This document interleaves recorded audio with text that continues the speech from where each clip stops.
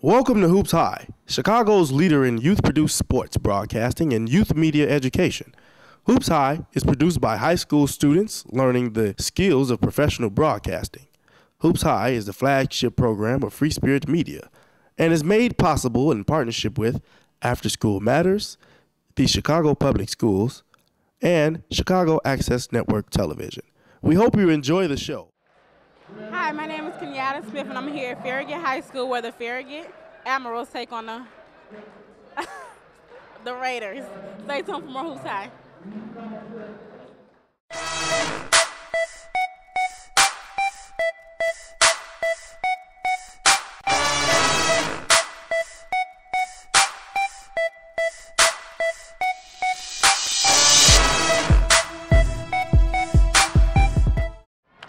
About to get started. It really is. Ready to get this crack-a-lack. I'm ready to get things happening, you know. If I ain't having a good game, ain't nobody having a good game. See that cheerleaders over there to the left? Cheerleaders, bring it on. Finna get this game started. You're watching Hoops High. Remember, you can watch Hoops High every Saturday at 8 p.m. on KNTV, Channel 19, for all the hottest high school sports action around. Yes, I'm tuning in. I'm catching all the sports action. Ain't nothing better. Lavell Boyd with the three, and it's in there. Getting this game started right.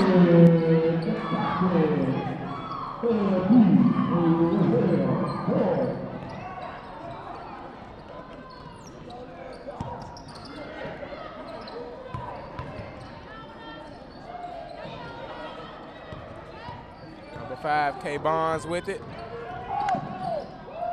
Dishes it off. 3 is missed. Rebound regained by number 23, Jay Lindsay. Another shot is up. Stimage takes that rebound.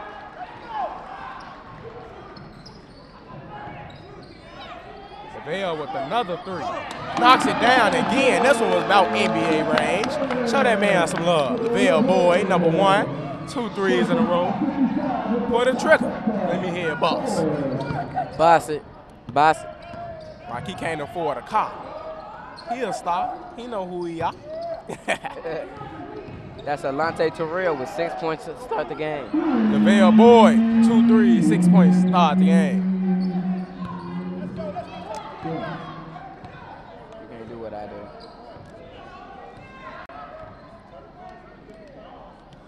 Back to the game action. Deontay Terrell, John Carter with it. Lavell Boyd, another long 3. This one is off. Whole starting 5 seniors. David Scott's shot is glassed.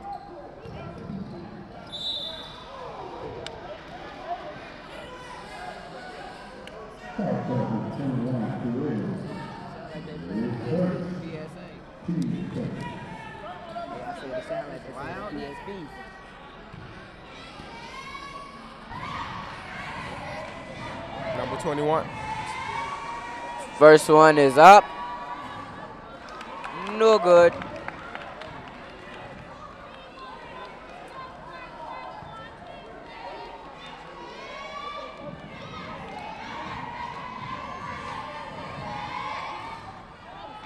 Hits the set. Lavell Boyd.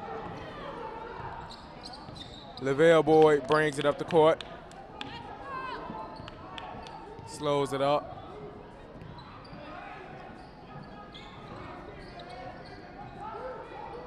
John Carter with it.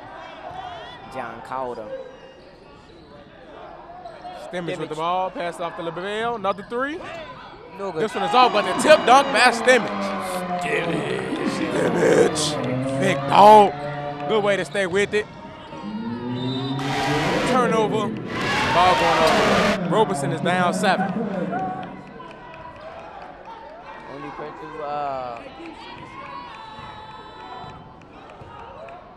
made points for Robeson. Number 21. Deontay Terrell pass off the Lavell Boyd, and the timeout is called by Coach William Nelson. We're going to pass it to a real Very quick commercial break.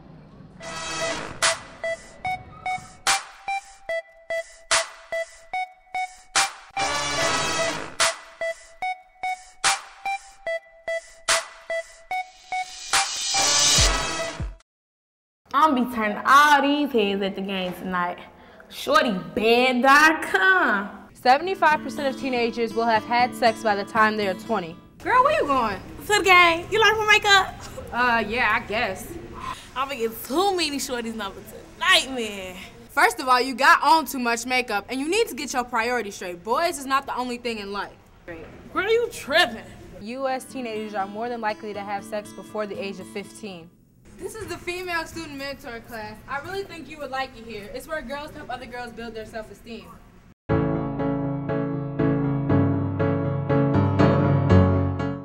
This is the day you're watching HoopsHIGH.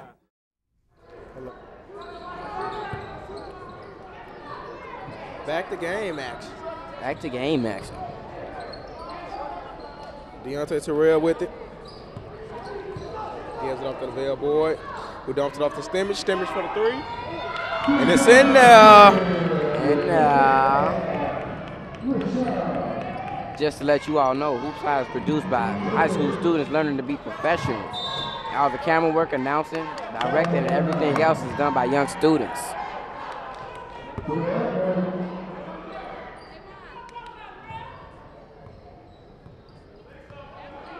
Set it up. Lavell thought about the three. He gives it back to John Carter, who passes off to Deontay Terrell. Stimage with the deuce ball. This one is off.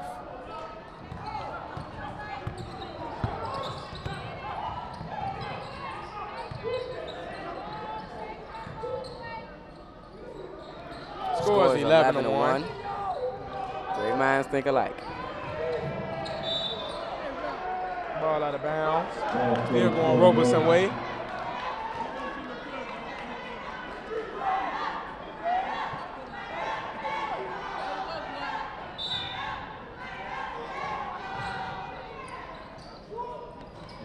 Shot is missed. Stimage grabs the rebound. He has 5 points. John Carter thought about it. Pass off to Stimage for the three. And the three is off.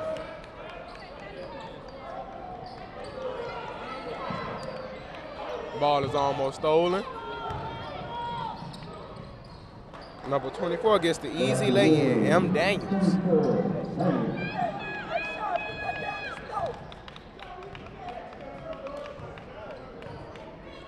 Number 24 with his first 2 points of the game. Yes.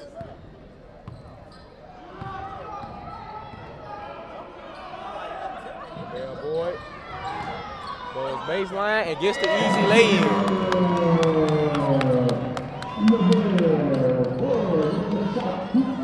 K. Barnes brings it up the court and he carries. Turnover. Ball going Farragut way.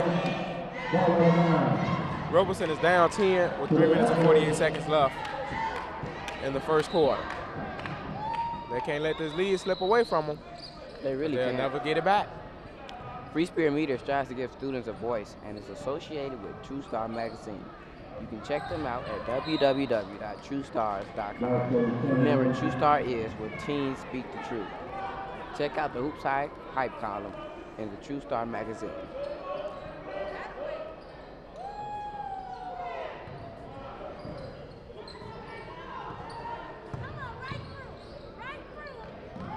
Deontay Terrell with it.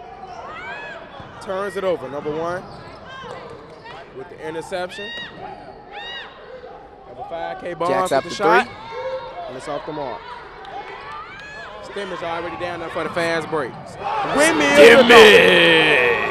Look at the big guy show off. Stimage. Who do that boy got flight? Please, can we get a replay of that? The windmill dunk. The windmill dunk. Windmill.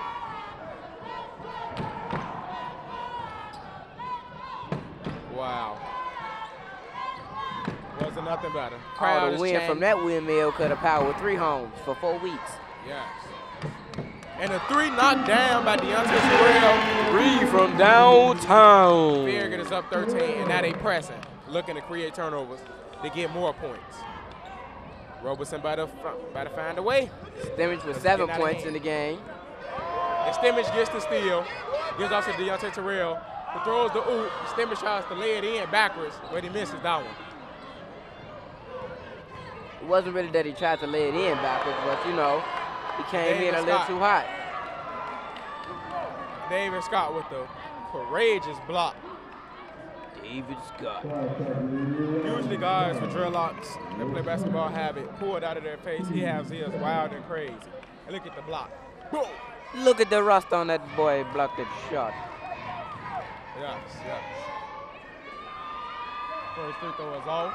Shout out to my fellow dreadhead, David Scott. I ain't got none, but I'm planning on growing some.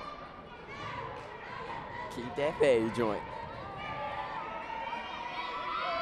Second free throw is in now.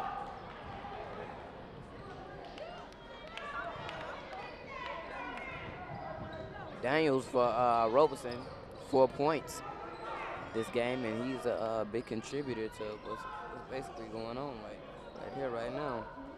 Without him, they just had 2 little lonely points. Deontay Terrell with the drive. Layup is missed. David Scott grabs it, saves it, pass off to John Carter, who gets the floater. Farragut goes up 14.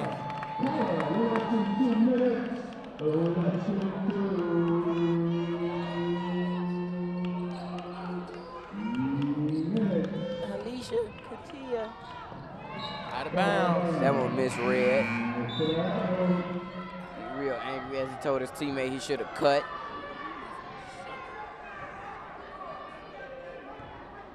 Stimage disciplining his teammates as he gets down court.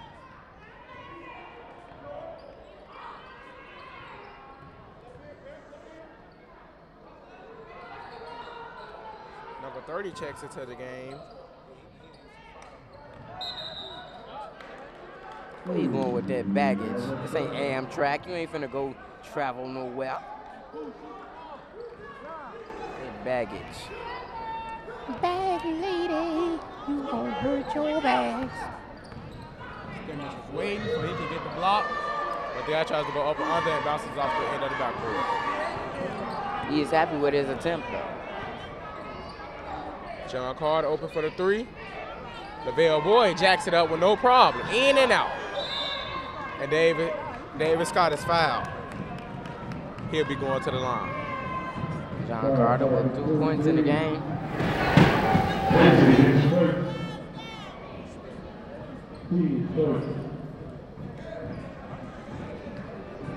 Score leaders.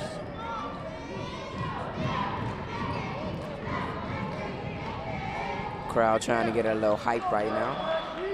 David Scott misses first free throw. The coach for One of the coaches for Farragut. David Scott put up the second. Also off. Foul for that one.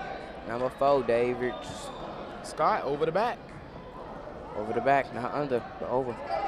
Loose ball foul. Number 45 checks in. Michael Hollingsworth for David Scott.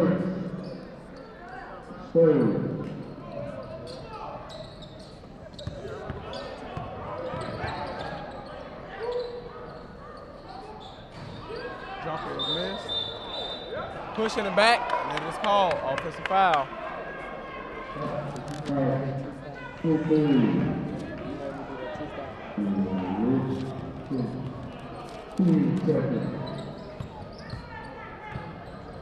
Stimage with another 3, and it's in now. Get in now. He now has 10 on the game. 10 of their 23. Lavell Boyd has 8. No look pass, out of bounds. Ball going Farragut way. Free Spirit Media strives to give students a voice and is associated with True Star Magazine. You can check them out at www.truestars.com. Remember, True Star is the team speak the truth. Check out the HoopsHIGH Hype College. And a buzzer beater is hit by Lavell Boyd. He now has 11 in the game. 3 was poor, bro. I never saw anything like it. The guy There wasn't no jacked it buzzer up. beater.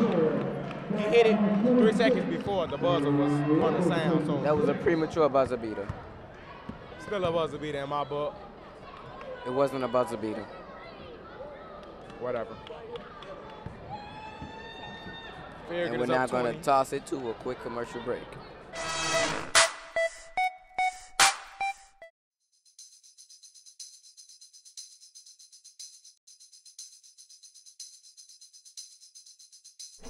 Hey, girl.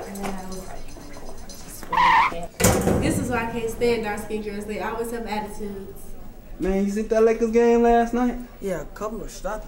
I think I see my buddy Ryan over there. Kiwante, what's up, man? What's up, Ryan? You see that game last night? Yeah. Man, those Lakers. Hey, we'll talk, all right? Man, he cool for a white guy. Why you just can't be a cool guy?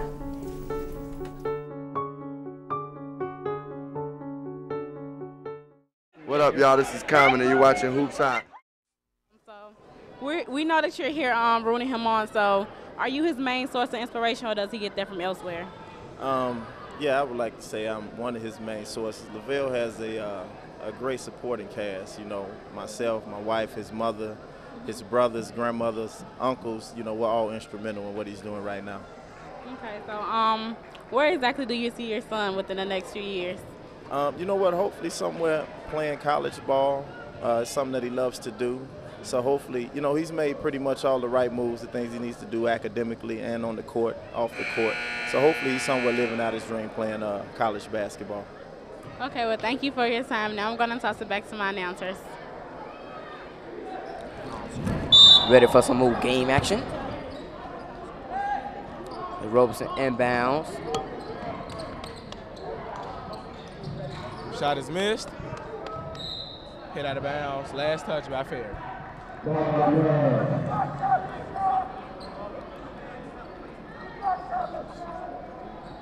Robeson is already in the dub club early on.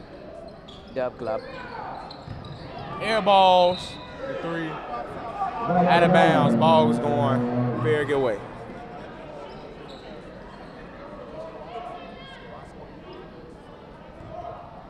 Let's get this started. John Carter with it. Gives it back to Lavell. Sean Carter gets it back. Gives it back to Lavell, who jacks up another long 3, and it's in there. In there. This guy can shoot your lights out. HoopsHIGH is a flagship program of Free Spirit Media and is run in partnership with After School Matters and the Chicago Public Schools and CAN TV. This is a team effort all around, and we are grateful for our partners who make this possible. He has 14 on the game. Stimage has 10. Number 30, pump fakes, gives it off to John. And backward violation. Even though the ball looked as if it was touched.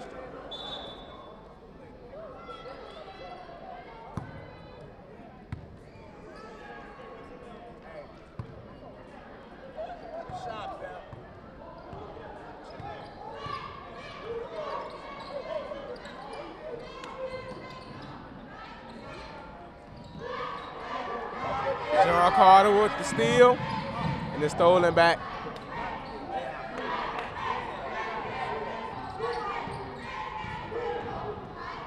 Gives it up to number 23, who stops. From about 20 feet out. Lavell Boyd gets the rebound. And the foul is called on number 5, K. Bonds. Talked to some of the Admirals before this game, and they said they're really enjoying the coaching staff, having a good time here at Farragut, and they're really liking what's going on and really enjoy the atmosphere too. So that's nice to know. That's probably why they're doing so well. John Carter with the top of the key. They're comfortable with their setting. Yes, chemistry. Lavell Boyd, another 3. And it's in there. Swag. Got a nice smile on his face as he throws up the tray ball. Hand down, man down.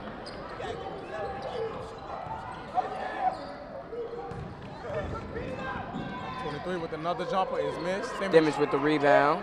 Pulls it in. Deontay Terrell wanted the alley-oop. Very bad. Out of bounds. Farragut would get the ball back.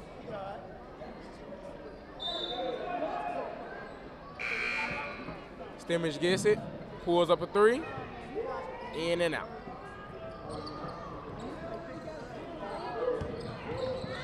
Nice crossover by number one. This shot is blocked. Not up in here.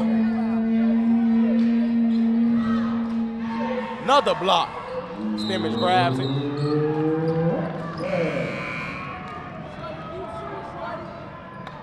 Number 45 checks out.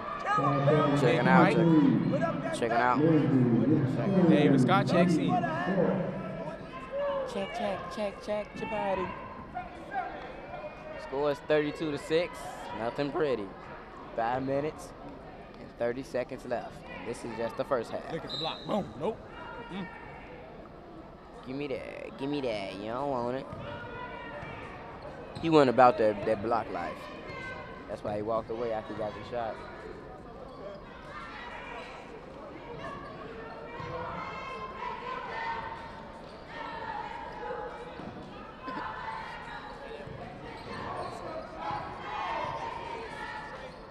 Ball mover being played by Farragut.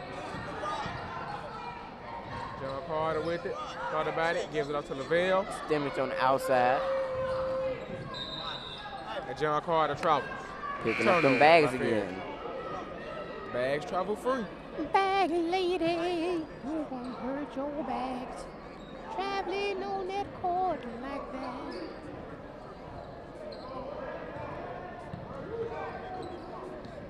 John Carter, guard number 4, passes off to number 24.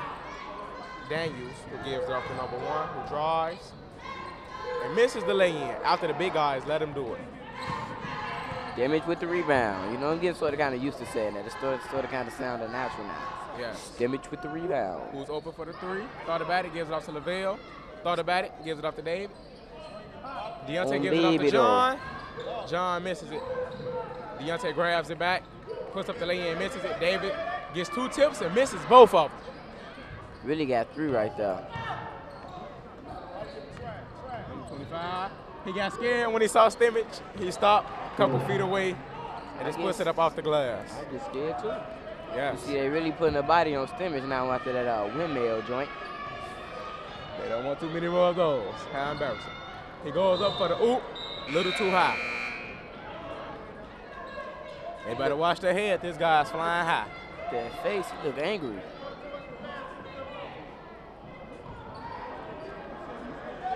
And the crowd is asking for one from Stimage. And he looks at the crowd with the reassuring face saying he got it. I got you.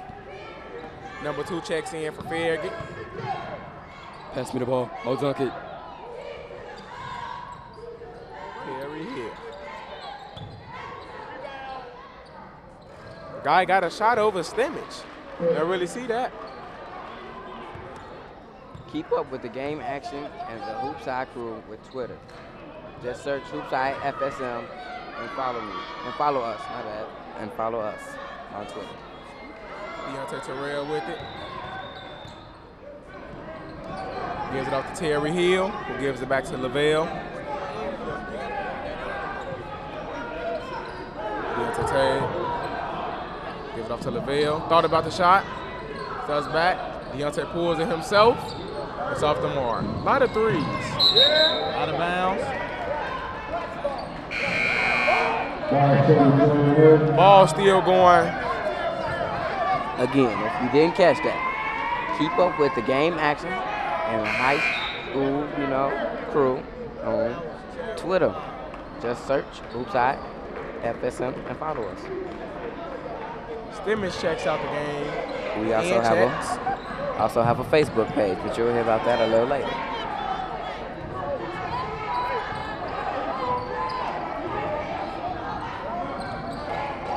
Ooh, did you hear him? Wobbly wobbly wop wobble wobble. Yes. Moving that ball so fast. He is fouled. 24. Dang, going to the line to shoot 2.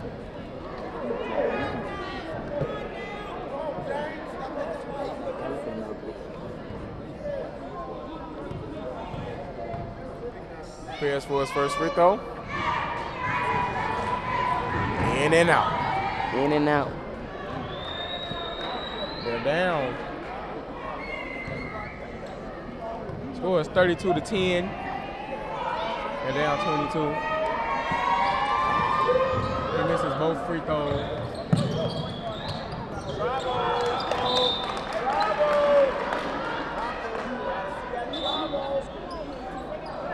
Some of the crowd members saying that there was a travel right there. Obviously, referee didn't catch it. Alenta Terrell, number 25, checks in. He traveled. As number 1 travels. X5 free, don't forget, son. Southwest.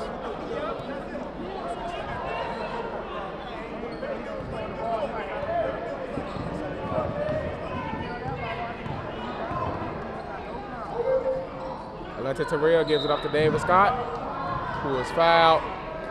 Did not get the bucket. You know, sometimes Robeson comes around. When they knock you down, just get back up. When they knock you down.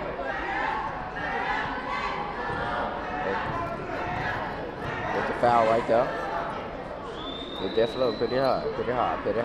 Free throw was off. There's the bench the Farragut Admirals. My bad. Farragut Admirals.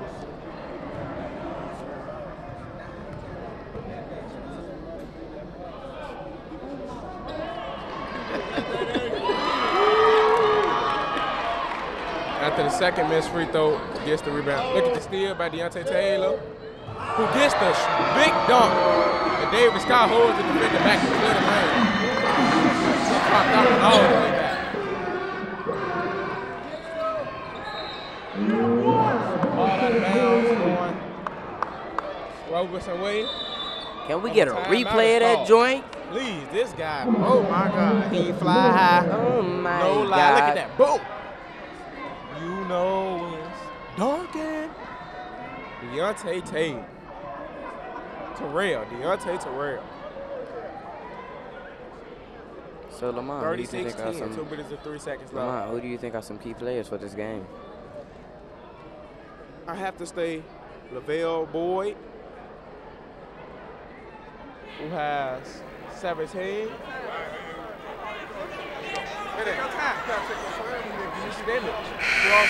Who's also in double figures.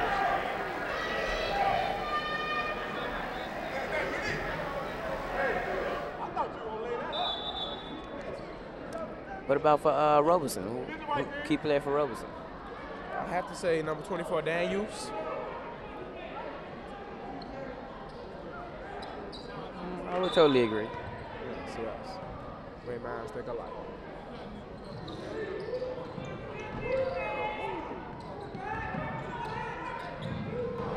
Layup is missed. Able to get to the. Lavell Boyd tries to do it by himself. Alante grabs the rebound, gives back to him for the 3, and he airballs. Oh, wow. Come on, Lavell, pass the ball. Number 1 with the tray ball, and he airballs. Airball. It looked like that's the new movement. Lavell Boyd jacks up another 3. This one in and out. Deontay Terrell grabs the rebound. Looked like Deontay was finna come back with the putback. Yes, I know they wouldn't wanted to see that. But the foul is called on Tony Hill. Terry Hill. 1 minute and 25 seconds left in the first half. Score is 38-10. 6 fouls apiece for both teams. John Carter checks in for Lavell Boyd. 21, Deontay Terrell, 7 points in this game so far. Nice floater, but it just comes out. Deontay Terrell with it. Hit came, but he didn't use it. He should have used it more effectively. David Scott fake off. is ripped up.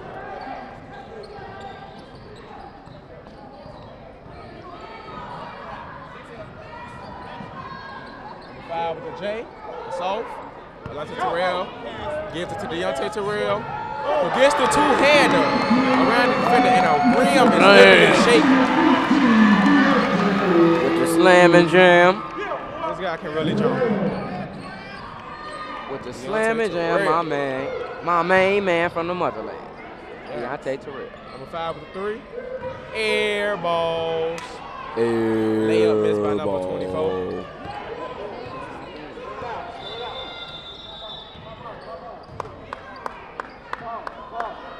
Score is 40-10.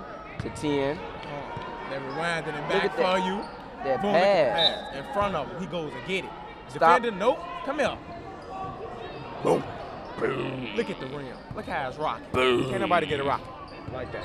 Get it rocking. Get Check it the done. stats. They team winning. That's like the 3rd dunk of the game. Buzzer beater is missed. Score is 40-10 at halftime. This lead is outrageous.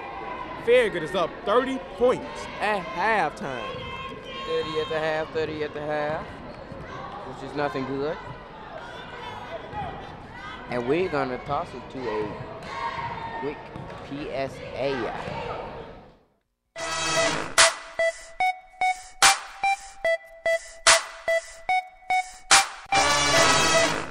Already down there for the fast break. Windmill. Guy got a shot over Stimage. Gives it to Deontay Terrell. Who gets the two-hander around the defender, and a rim is literally shaking.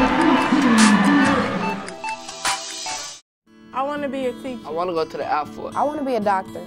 I want to be an actress when I grow up. People say I don't have enough knowledge. But people say I'm too weak. But people tell me I can't make it. But people say I never make it. Teamwork make the dream work. But I know my dreams can be reality. Be you. Stop being a dream killer. Be a dream instigator. Be a dream instigator. Be a dream instigator. Be a dream instigator.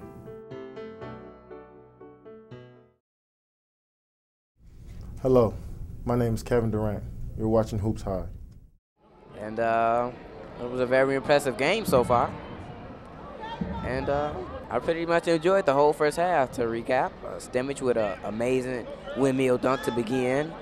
And then Deontay Terrell with some amazing dunks of his own. And that's pretty much it. But with that being said, we're going to toss it to a quick sideline interview with our correspondent, Kenyatta Smith. Hi, my name is Kenyatta Smith, and I'm here with Coach Nelson. So, Coach, you guys are up by 30 right now. So what are you going to do to get ready for your next competitors? I mean, even though you guys are doing really good right now.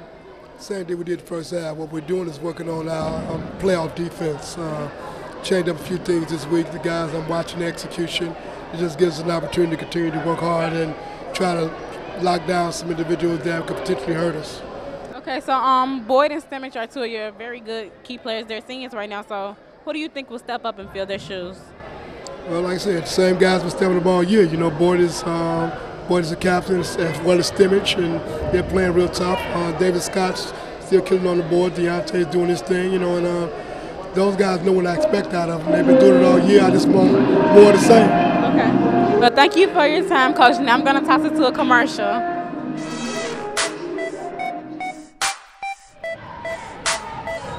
Lavell Boyd with the 3. It's in there. Number 25. He got scared when he saw Stimage. He stopped and just puts it up off the glass. He jacks up another long 3, and it's in there. I am a leader and not a follower. I will live above the influence. I will graduate in the top 10 of my class. I will not be a product of my environment. I will respect women. I will not find my happiness in others. I will let my light shine through the dark times. I will not discriminate against religion or sexual orientation. I will speak my success into existence. This is Lavell Boyd, and you're watching Hoops High. Hi, I'm here at Farragut. You just seen an exciting game, exciting first half with the Farragut Admirals taking on the Robeson Warriors. So the first half was very exciting. Farragut came in very strong and aggressive. Farragut is a very dominant team with Coach Nelson been here for a couple of years now, so he's been a very good coach. Robeson, they have a first-time coach for this year, 7-5. They're coming in, trying to build up their team. So most likely Farragut is going to take this win. So we got to see the rest of the game, see what's going to happen. So we're going to pass it to a quick commercial break.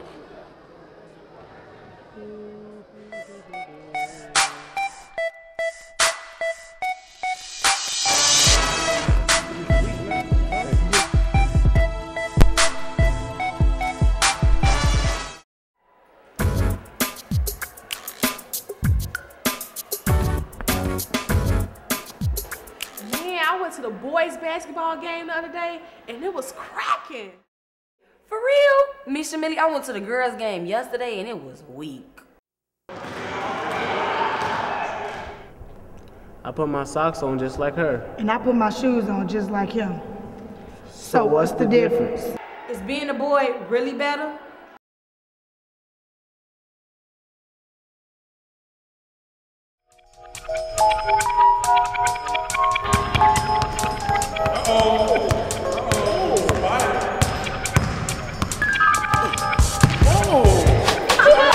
I love basketball. I play it every day. I watch it on TV. I want to go to the NBA, but that might not happen. I am in high school, and I am thinking About my world. about my future. And about how to earn a living. Maybe I could work around basketball. Doing what? Let's see. Journalist, Broadcaster, agent, Owner. Coach. doctor. Entrepreneur. The sky's the limit. Please. We, the students of South Shore High School, present this segment from Sports Beyond the Court, our documentary in which we use interviews and cameras to show you what happens in the world of sports behind the scenes.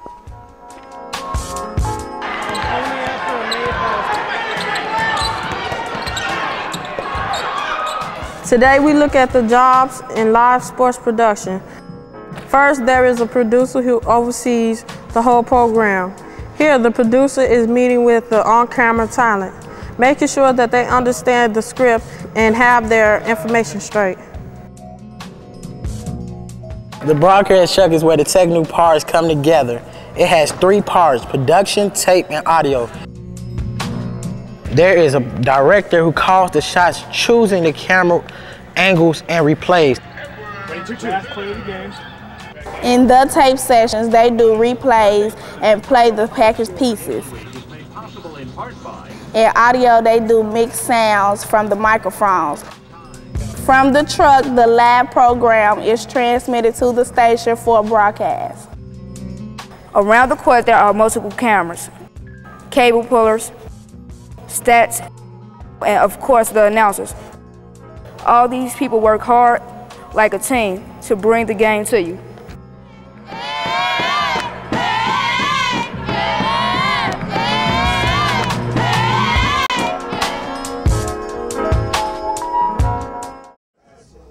Hi, this is Scottie Pippen, and you're watching Hoops High. Documentaries that you see between breaks are produced by HoopsHIGH students at North Lawndale College Preparatory High School, the Gary Coleman Youth Center, and the Powerhouse High. We hope that you enjoy the messages that us young people are trying to get through to our viewers. Thank you. Back to game action after halftime. Farragut leading by 30. John Carter with it at the top of the key. Stimage misses, gathers on rebound, and puts it back in. He has 12. Both the Admirals, Farragut's highest scoring players in the game.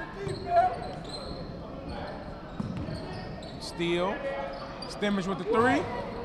That's off.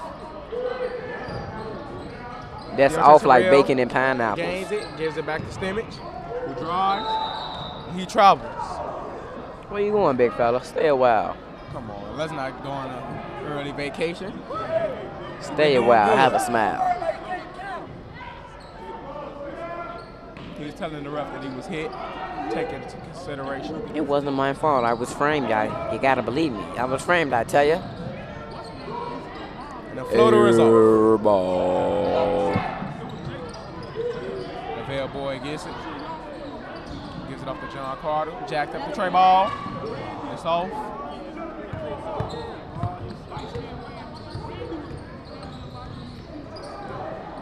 Number 4 with the 3. And it's in there. Slight word. Might work.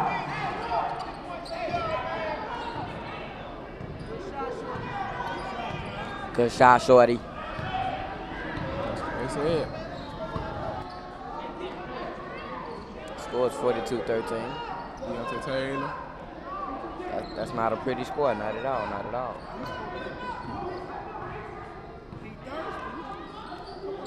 Stimage left open. Gets the lay-in after he's already being held. No foul, though.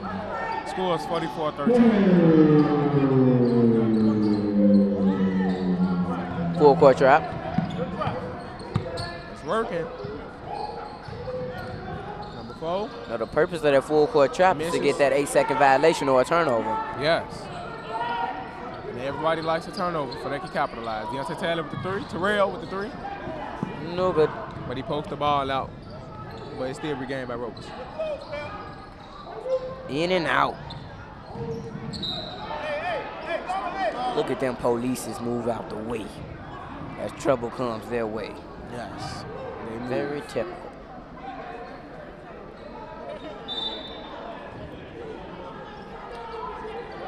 Please check out the Free Spirit Media website at www.freespiritmedia.org. Check us out on YouTube. Search Free Spirit Media to view our YouTube channel.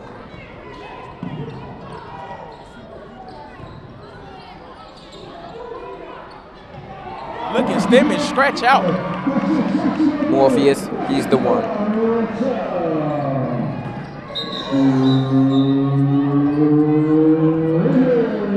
Give me that glass. That was Windex clean. And the goaltender was called.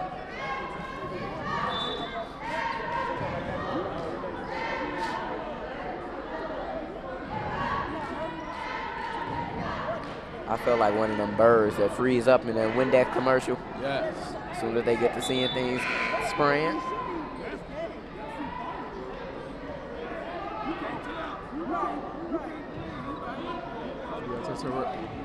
Deontay Terrell gets it. Gives it off to John Carter. John Carter gives it back. He gives it back to John. John gives it back. Stimage now with 16 points. Lavell Boyd with 17. Stimage jacks up a 3, and it's in now. Stimage is leading his team in scoring with 19 points, right behind. Lavell Boyd with 17. He got that fire. And Deontay Terrell. He got that fire flame. With 9. That fire flame sputter. Yes. Score is 49-15.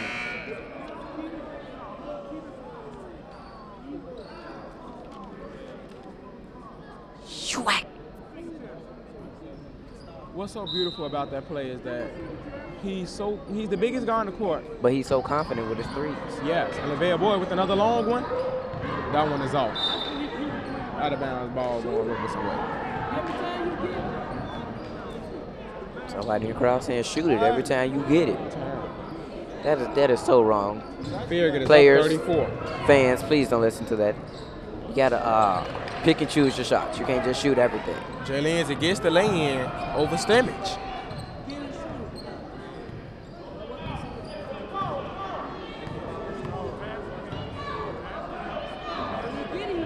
Looks like the referee wasn't even paying attention for the 8-second violation.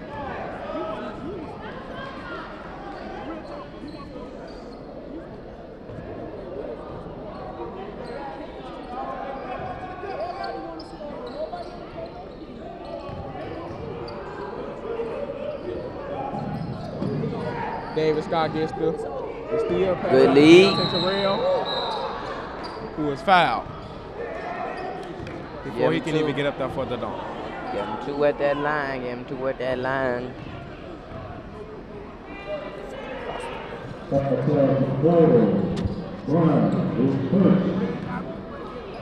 Daniels with 6 points for Robeson, along with 3 points from Lindsay. First free throw up. And 3 points from Brown. Deontay Terrell now has 10 points in on the game.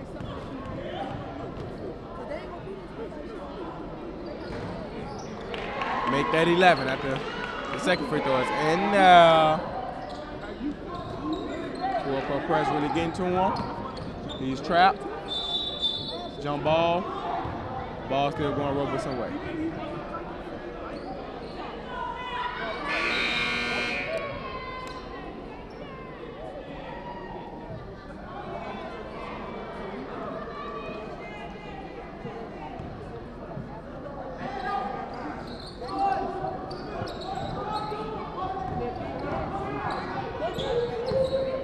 Number 4 brings it up. Yeah, Brown. Ball still going Robeson way. Last touch by. Score is 51-17.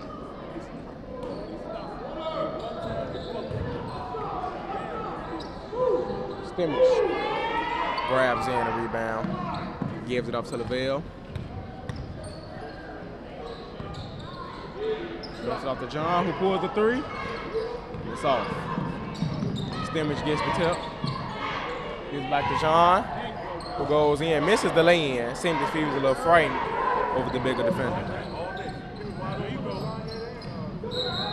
Out of bounds. John is really playing very hard D.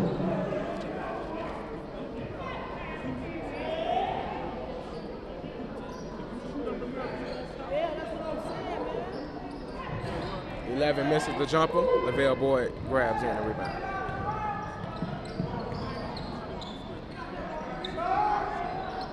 Stimage wide open. Pulls the 3. This one is off.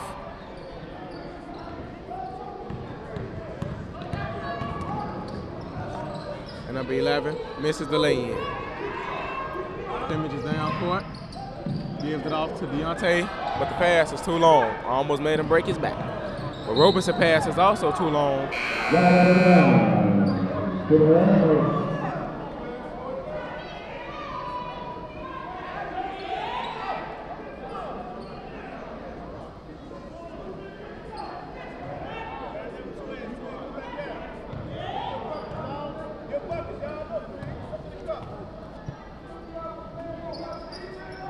Deontay Terrell with it. Alonte Terrell sets the pick.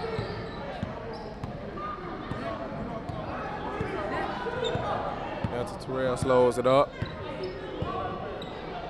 Gives it off to Stimage. He works on his defender, misses the lay-in. Alonte Terrell misses the tip. Sets up the trap on defense. Number 4 with the long 3. It's off. Number 21 gains the rebound, and Stimage is boxed out before he can get that easy lay-in. Score is 51-19 with a minute 55.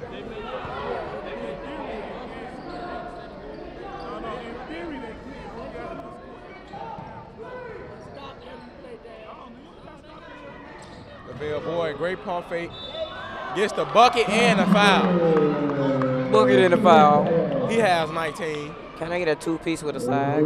Tied up with Stimage. Both have 19 points, but he can take the lead if he hit this free throw. This is not 2-piece Tuesday. Look at how big he goes up. Oh, the little guy goes up like a big man in his prime. Hey, you sitting right there. Want to see more HoopsHIGH games? You can now watch full games on iHigh. Go to www.ihigh.com/HoopsHIGH to see games from the past, or you can stream live from your house. Free throw was in. Bring us into your house through your computer at ihigh.com. Lavell Boyd thought about the shot, tries to pass it off, but it went straight through Deontay Terrell's hand. A little bit of miscommunication right there. Score is 54-19. 1 minute and 24 seconds left in the third quarter. A.L. Brown with the 3 with the left hand, off the back arm. left-handed shooters are very interesting to watch. Deontay Terrell. Fast break. Two-hand jam. Deontay Terrell. He has 13. Lavell Boyd has 20, and Stimage has 19. He really put the people's elbow in that one. Deontay Terrell takes off again, gives it off to Stimage, who does a crossover and goes to the line. Looks like Stimage hasn't seen another dunk yet. But they know when he gets it. Boy, when he gets it. It's going to be worth the wait. Look at that dunk. Boom! Slam. He cocks it back. He's just not dunking it like a regular guy. He's cocking it back. First free throw is in there.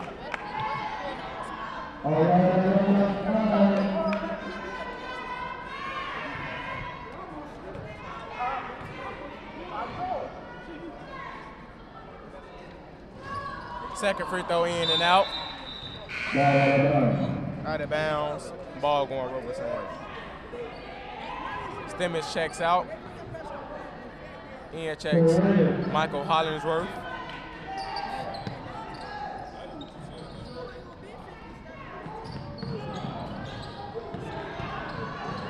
Number 3 gets it. Step back. Passes it.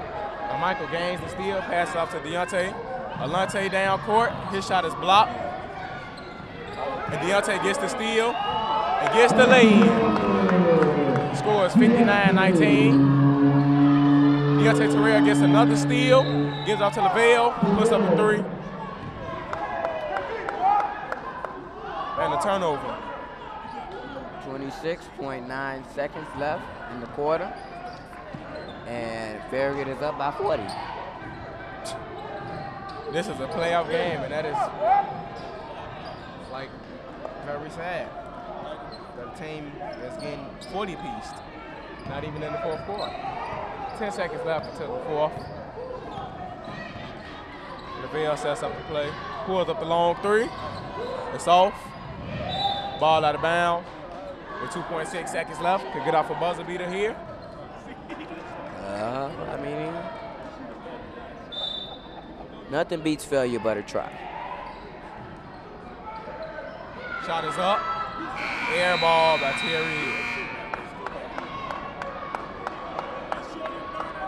And that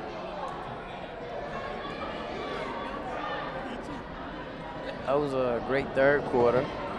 But now we're going to get ready to toss it to Kenyatta for a sideline interview. 38-point lead. Kenyatta. Hi, my name is Kenyatta Seven. I'm here with Teresa Thomas, the assistant coach's wife. So can you explain your direct connection with HoopsHIGH?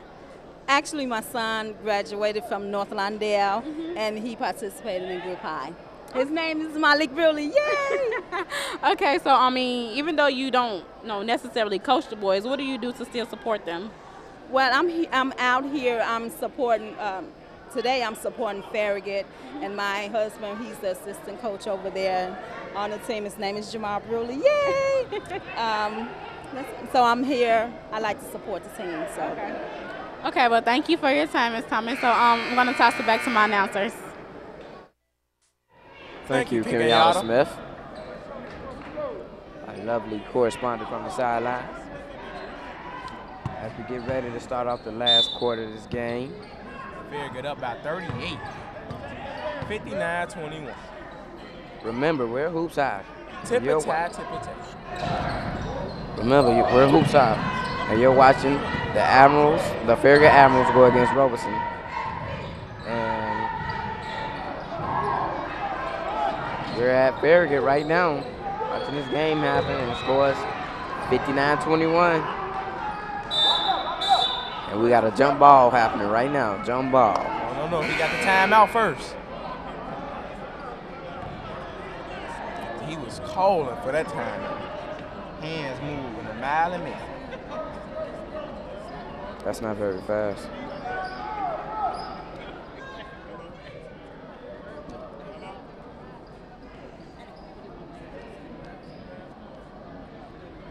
Spalding, we're gonna toss it to a quick commercial break. I got Kevin Garnett. Big smile. Commercial break.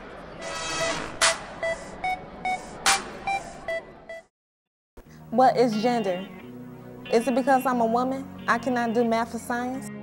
Who are you to judge? Why can't I be classified as a real hooper?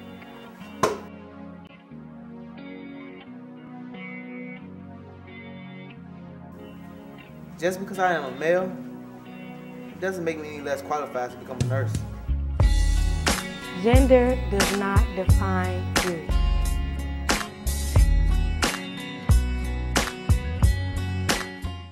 What's up? I'm Connie, your girlfriend from 6 to 10 at 107.5 WGCI, and you are watching Hoops High. Coming back from the break. Michael almost had a steal. But then he double dribble. Double dribble. Turnover. Number 3. Jacks up to 3. Quick shot. No good. Grabs the rebound. Slows it down. When he pulls up, he looks like Jason Kidd. Long 3 by Lavell. It's off the mark. Terry Hill grabs the rebound. Long puts it in for 2. Red bottom. Long heels, red bottom. Score is 61-21. 3 is off. Michael Hollingsworth grabs it, gives it off. Farragut again up by 20. Deontay Terrell with it, slows it up. Uses the pick. Gives it up to Terry Hill. Who gives it up to Lavell. Turns around and shoots, and it's in there. That was a pro shot though. If you just can't seem to get enough Hoops High, friend us on Facebook. Get to know the crew and what goes into every Hoops High production. Friend me on Facebook. My name is Brian Colson, BRYANCOLSON. Let me know what you think and how you think I can improve on anything, and we can have a successful game. And another dunk by Deontay Terrell, but also friend me on Facebook. My name is Lamont Press, LamontPress. Number 3, being guarded pretty heavy. Number 25 misses the lay-in. Deontay gives it up to Deontay. Score 65-21. Farragut winning.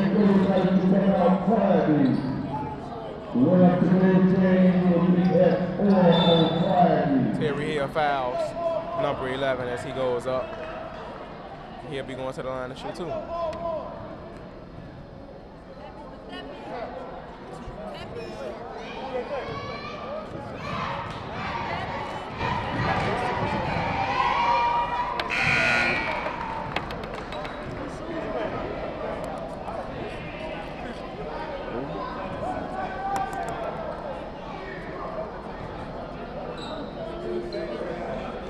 Score 65-22.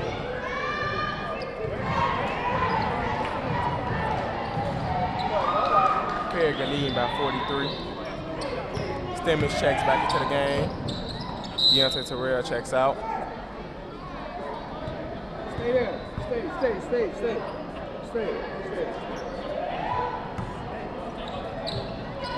Stimage gets it, puts it on the floor one time, passes it back out.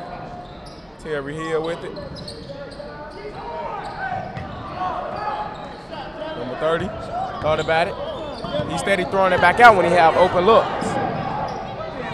And number 25 gets the lead. No dunks from Robeson so far. No. Now down 41.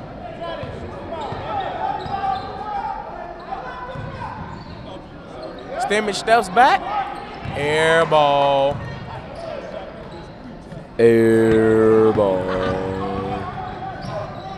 Stimage really tried to go and get that one. But number 25, Deontay Terrell. But couldn't nobody get that one. Not at all. Like he knew Stimage was going to be there, he put it up at least 15 feet in the air. I'll be there. Don't you know that? With the 3. I'll be there. Number 30 gives it up to Terry Hill. Look how he moving. Goes all the way, and he is fouled.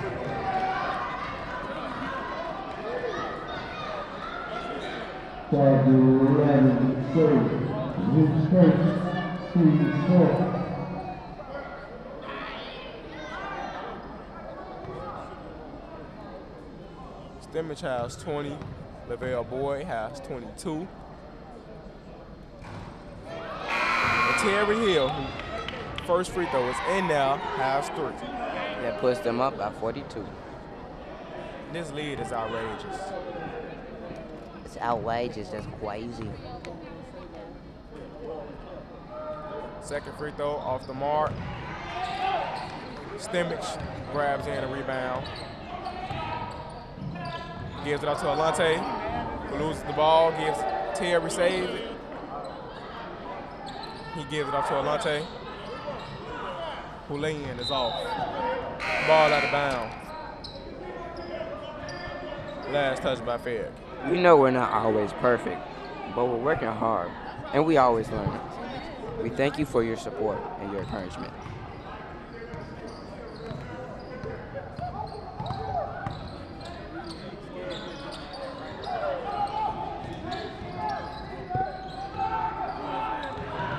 Steal by Terry Hill. Been a lot of steals, a lot of steals. Gives it up to number 30. Gives it up to John Carter. They got their mascot wrong. They should be the Bandits. Stimage gets the lay in. Looks at the ref for a foul. There was a lot of contact. Should have been an and one. That's exactly what he's thinking. Yes. Great defense is being played by Farragut. He's open for the 3. Puts it up.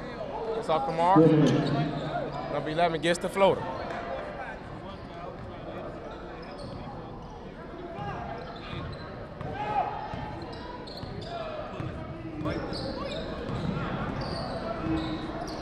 John Carter with it, stops in the middle, and pops in the middle. Puts them up, 44. Gets the block off the glass. Give me that. Got to be starting something. Stimage trips up, number 30 with the 3. And Get up, get over. Cheerleaders over there real happy. Lead. Oh my God. Do I hear a 50 piece? Stimage grabs it. Ball tipped out. 10 seconds left, time still running. Score 73-26. Manisha Barnes right there, doing a job. Making sure you can see this game from baseline vantage points. Tania dribble and short baseline, doing her job. 75-26. Farragut goes on to win by 49. Katrina Pipes, coverage camera. Oh, we the announcers, you know. You gotta know us. You gotta know us. You don't know us, you don't know nothing. You gotta know us. 75-26. 49-point win for Farragut. First round of the playoffs. Almost 50 piece. Almost a 50 piece. 50 piece spicy, no sides, no drink.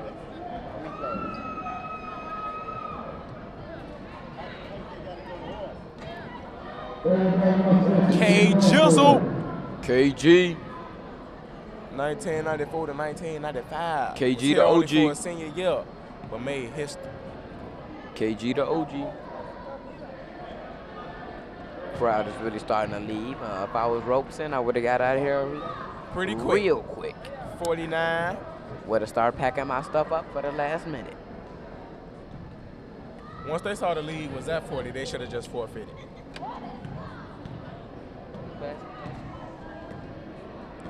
Yeah, I don't think they should forfeit. I mean, quitting is something that shouldn't be institutionalized, institutionalized when sports, you should never quit, because quitters never win. And you see what happened here. But don't cheat either, because cheaters never prosper. And now we're gonna toss it to a interview. Hi, my name is Kenyatta Smith, and I'm here with Rashawn Stimage, key player of Farragut's team. So, Rashawn, you guys won by 49 points today. You contributed to 22 of those points. How you guys going to take this energy from this win and take it to your next game? I think we played defensive good. We got out and ran. So we hopefully just get out and run, play defense on, or they got a lot of shooters. So we are playing tight man and just go out there and hoop. Okay, so do you have any specific college plans so far? Not so far. I'm gonna wait till it's time, and I'm gonna tell everybody where I'm going. So I'm just going to keep it a secret for right now. Okay, well, thank you for your time, Rashawn. Stay tuned for more HoopsHIGH.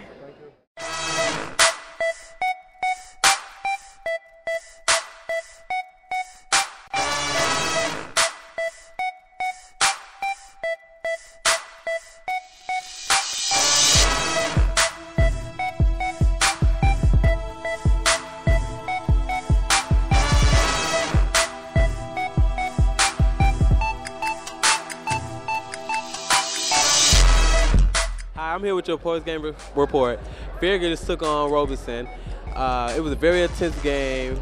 Farragut won by a landslide. They won by 49 points. Rashawn Stimage ended the game with 22 points, and Lavell Boyd ended the game with 22 points also. Well, they're both seniors, and next week they're going to take on Orr for the second round playoff game. So stay tuned for more HoopsHIGH. You can watch HoopsHIGH on CAN TV, Channel 19, every Saturday at 8 p.m. Please visit www.hoopshigh.org to learn more. HoopsHIGH and Free Spirit Media would like to thank our sponsors. We are grateful for their support in making our mission of youth media education and opportunity possible.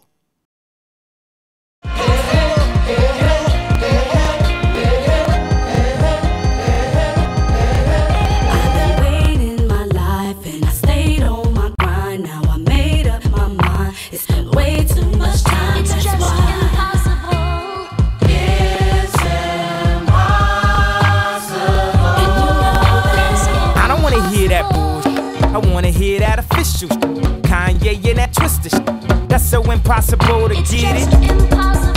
Get it? That's so impossible to get it. Get it? That's so impossible to get it. Get it? Rolled up then lit it. Smoke a little but don't admit it. Do it like I did too late. I did it. The controversy can't worse me, man. I'm eating but I'm still thirsty and thirsty. What did you saying? I got into it with a couple of niggas that's Thursday, man. Why the hell is I'm worrying? I've been at the bins with the perfect 10. Man, your life must be perfect, man. Look at how they came up with the perfect plan. It's impossible. Got strip clubs playing gospel. Flow so sick in the hospital. You know I japped out like Farragut. You know you throw your dollars when I rock with you. Since Michael Jackson made rock with you, I think this shit's unlogical. Maybe because we did the impossible. Maybe we really did the impossible.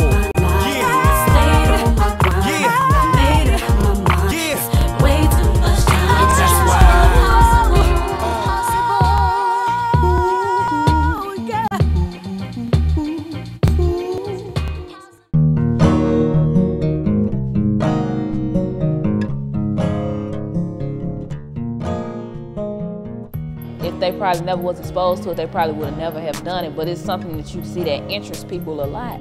I never worked with a camera, you know, it was my first time learning about a camera, you know, zooming in, zooming out.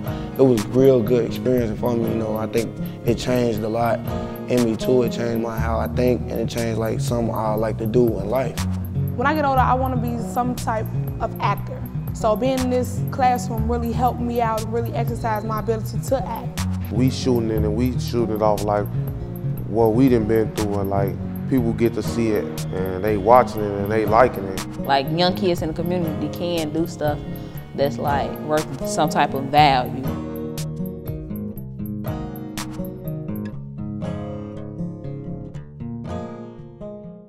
Meet Jaden, a 16-year-old from Chicago. He likes reading, playing basketball, and daydreaming. As one of 75 million youth in America, he is the future of our country. But today, Jaden's future is uncertain. A new economy is evolving as Jaden tries to find his way in a school system where more than 42% of students drop out and even more fall behind. For Jaden and others like him, the future looks grim. But there is hope. Youth media programs connect with kids like Jaden, moving them from discouragement toward opportunity through the power of communication. Jaden learns about journalism, technology, and culture. He spends his time engaged at school, in youth centers, and at libraries. He discovers how to observe the world around him and share his own stories. He becomes one of more than 10,000 teens involved in the Chicago Youth Voices Network, a collection of innovative programs that come together with a bold vision to reach more people like Jaden, to transform education, and to shape the health of our city. Together, the network gives vision to the journalists, artists, engineers, and leaders of our future. One story, poem, film, blog post, one youth at a time.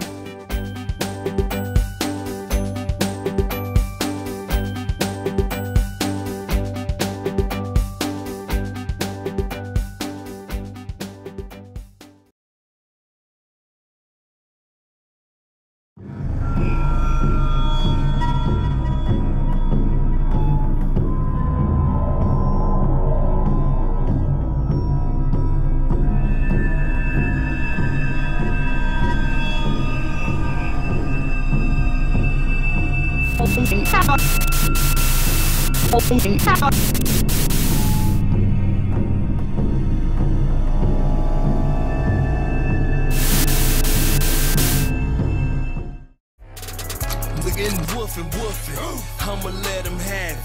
I don't know about you, but I don't run from action. I'm up with gun clapping, gotta be some gun clapping. I'm up with gun clapping, gotta be some gun clapping. Really, the media tell us if somebody try to fight you, fight them back. Shooting's okay, fighting's okay. 99 to 90, 6 seconds remaining.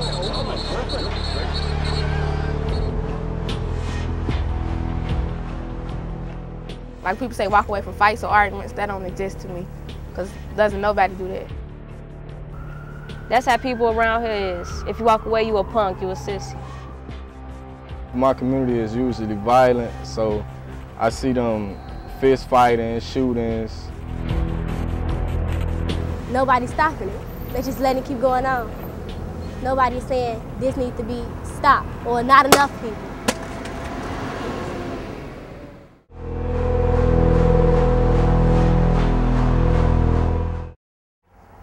I was in 8th grade. I was on my way to school when these dudes stopped me. They asked me what was I. I told them I was nothing, but they didn't believe me. So I kept on trying to walk. They wouldn't let me walk. They wanted to fight. I didn't want to fight, but I had no choice. So I turned my head slightly. I noticed somebody that I knew. I'm looking for him for help, but he didn't help me. After we got done fighting, he finally came up to me. He was like, "Oh, he all good." And I was like, "You couldn't say that before? You'd rather sit here and watch me fight than stop it?" This all started in my sophomore year, and me and my best friend went to the same school. We did that on purpose, but it all changed suddenly when she was afraid of the intimidating crowd, the popular kids. They told her, like, if you don't want to be friends with us, then we're going to beat you up too. My parents' solution was for me to attend a different school, but the school that I attended is 2 blocks from my house, so I see the same people every day, and we all live in the same neighborhood, so it's not solving anything.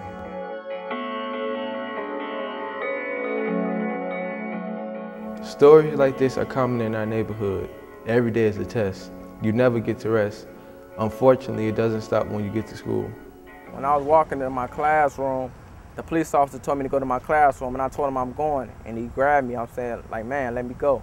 And he didn't let me go, so he took me to the police room. Another police officer came in, and we was basically just fighting.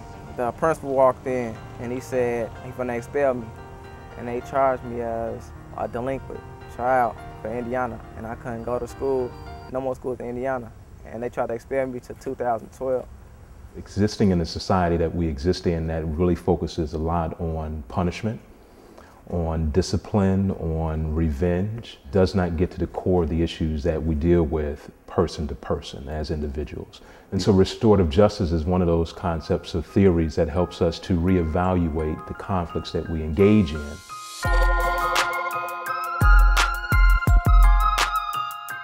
Restorative justice is a way that 2 or more people come up with a solution to a conflict that heals both sides.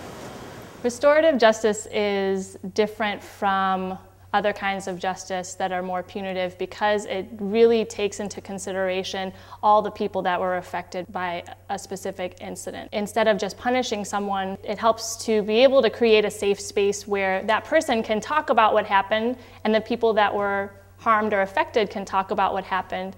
We as a society don't create space for people to heal and for relationships to build and develop, and that relationships aren't something that happen once. You don't have a relationship with a person and then it's just over. And that's what restorative justice is about. And that's what we're learning in community builders. There's a problem in our communities. The way we are handling conflict is not working. For example, 2 years ago, I was shot in my back. I was at the wrong place at the wrong time. The person started shooting at everybody who was around, and everybody started running. Every time I leave out of the house, go anywhere, I gotta watch my back, make sure I'm safe, because anything could happen. That could happen again. This summer, as a community builder youth leader, we learned 4 techniques that helps heal the problem within the community. Peer mediation, peer juries, restorative chat, and peace circles. Using peace circles, for example, through dialogue, you get a chance to hear all sides of the story in order to come up with a solution that helps all sides. In this conversation of the peace circle, and everyone having an opportunity to explain themselves, I might get a chance to say, well, before Larry, I offended you. Dude, you don't remember that you offended me. Peer juries are used in schools today because they help students better themselves and make them feel comfortable. Instead of teachers being involved, students are involved to help find other ways to solve consequences. Restorative chat is all about communication and dialogue. Me and my peers helped each other understand why it actually works. The whole point, the goal of a restorative chat is to help somebody. You're having a conversation to help them. Peer mediation is when 3 people join together to resolve a conflict, but it hasn't just been about learning techniques to resolve a conflict. We're changing. We're learning the benefits of restorative justice and the underlying values and how we can use it in our daily lives. CB has given us the skills of forget and forgive and just be peaceful. Before this program, I used to get irritated really fast, like a lot. But now I've learned to like be patient, not to let everything get to me. You know, there's a mixed messages going on through the media. If the negatives, they try to show it as positives, it tricks you. I feel more stronger. I feel more mature. I feel more educated. We are on our way to put posters up in people's stores to let them know about restorative justice. Our marketing campaign was "Hear Me Out Before You Shout." So basically, like, we're trying to get everyone to listen to other people's story or whatever they have to say before they shout. This poster is talking about think about why, think about who. It's all about compassion. What should we do? It's good to see them out doing something worthwhile. They got something to do and something in their mind, so it keeps them off the streets and out of trouble. Okay, I'm so excited. So yeah. Oh, I like this one. Put this one and that one up. We'll take a positive feedback. Yeah, I got that. The message we're trying to portray is very positive. Hopefully they will get our message and understand that we're trying to come together to do better in our community. I'm proud of us. We just out here in the community. Oh my God. You said give it for me. All of it. Today went great. We got to hang up our posters in a couple stores like McDonald's, the corner store. We believe the media has the power to reshape our way of thinking. With our marketing campaign, we create images and slogans to promote restorative values. And these posters will be put up around the city of Chicago in schools and parks. Our message is to be heard, so the people of the community can learn how to resolve conflict peacefully.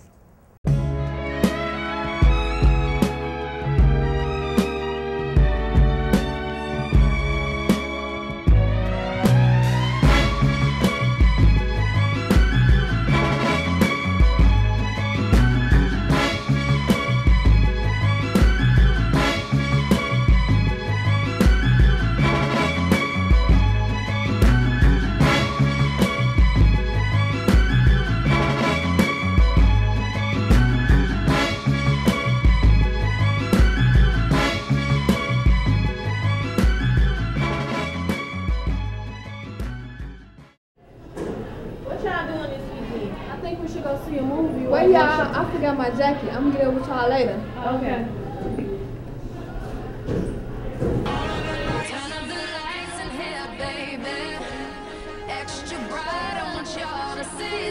Hey, girl. The lights in here, baby. You know what I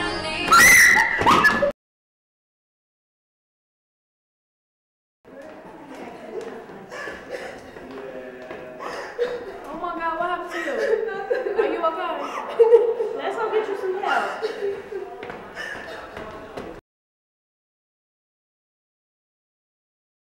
I remember the days way back when I was a child. There was a monster in my closet. Scared to open the doors, afraid of what might be there. There was a monster in my closet. Like an evil monkey, he hunted me and watched my every move. Afraid to tell my mom what was going on, I sat back in silence. There was a monster in my closet. He only came out at night, afraid to show the sun his face. If he did, dogs would bark, birds would chirp, and sirens would sound. And then there was the darkness. There's a monster in my closet. Trying to run away, hiding under the covers, but nothing can stop him. I try to hide in his domain, but he has removed the door. So where will I go? There's a monster in my closet.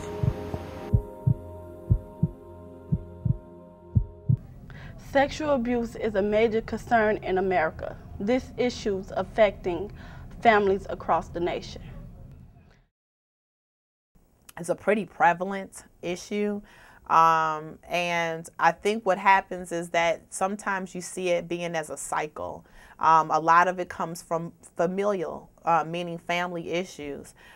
Usually the perpetrator is somebody who's lived in a household. 90% child sexual abuse happens within with people you know. I mean, I think that definitely at the root of child sexual abuse is a history of it.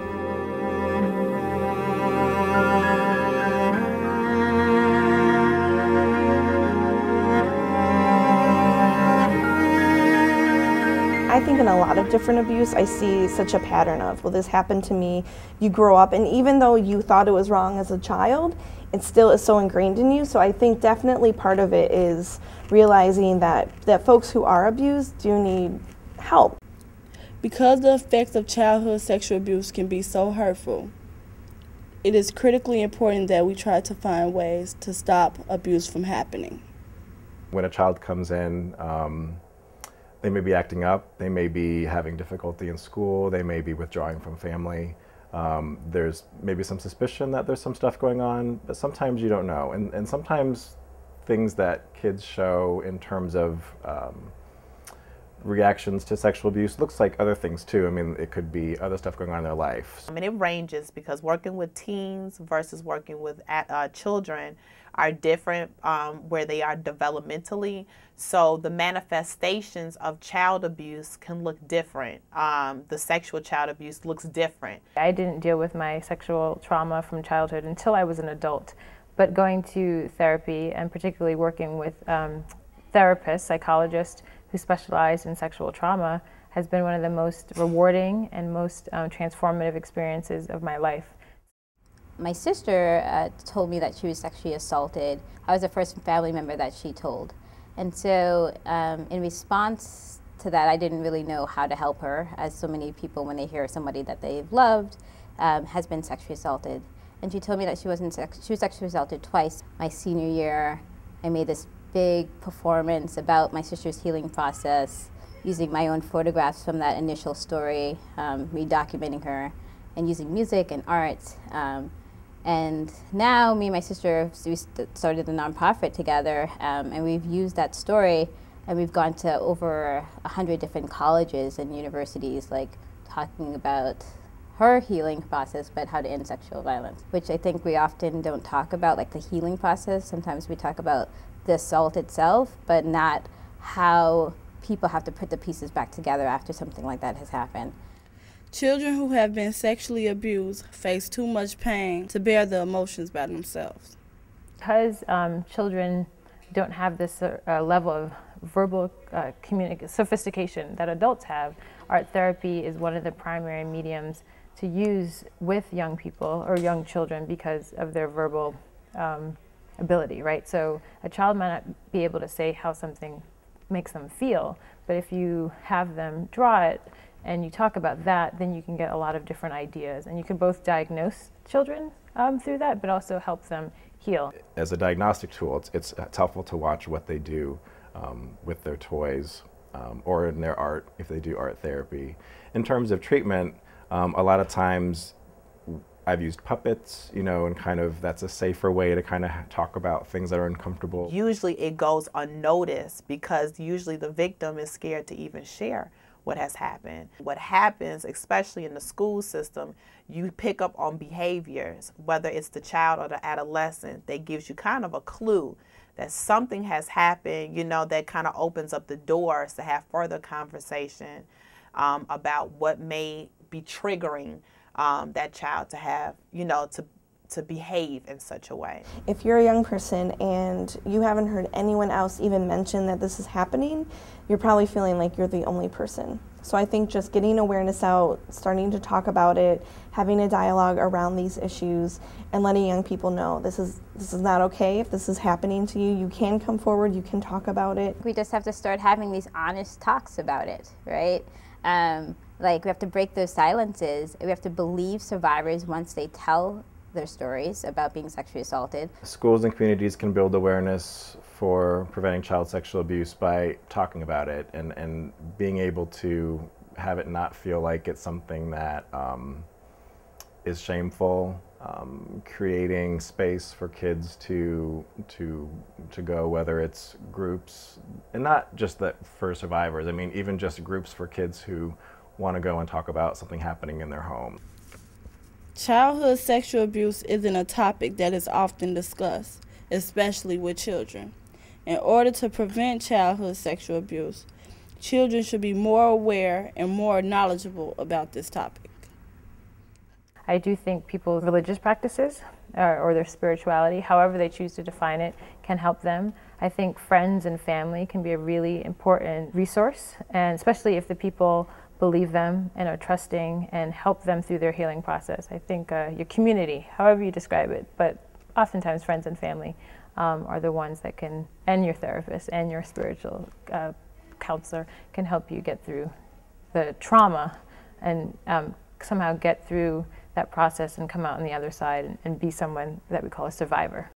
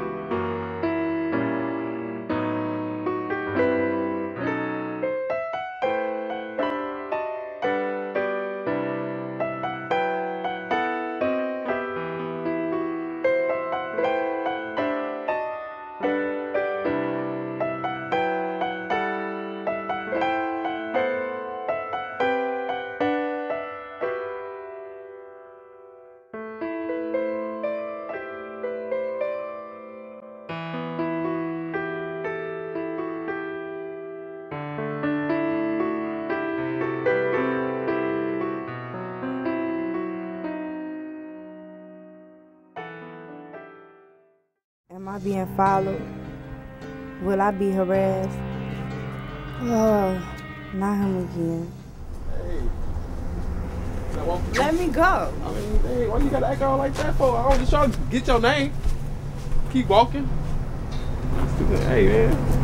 Come on, man. Girls these days don't even know how to act. Boy, you trying to get to know them. You want to act all crazy. Imagine not being able just to walk down the street. Remember that girl you said was 19, son? Yeah, I remember that shorty. She was not 19. Word? She is. She Nigga, 19. I followed her to school. That's how I know. Hey, girl, I want you to meet somebody. Who? He my new friend. How old is he? Girl, he's 21. Repeat that. He's 21. Hit again. 21. You only 15. I know. So what? Where he at? He right over there. Hey. What's up? Girl, Tasha, this is my boyfriend, Michael. How are you doing?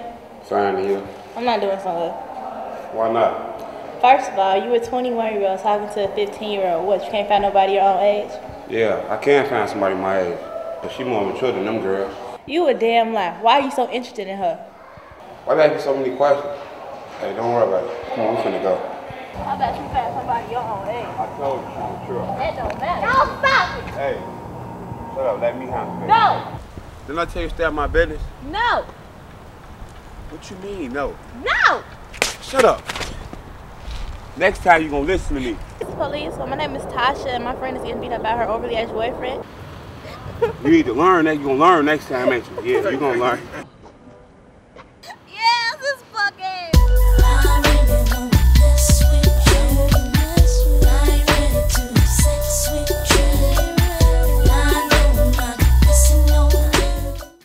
There are many stereotypes in the world, even when it comes down to your health. Eating disorders are often seen as a white thing, but it affects the black community as well. Where I'm from, being thick is what could get you a man, or at least a little notice. But without any meat on your bones, you're known as a nobody. I always thought starving myself and never eating would get me the lead role in any ballet production I ever wanted to start in.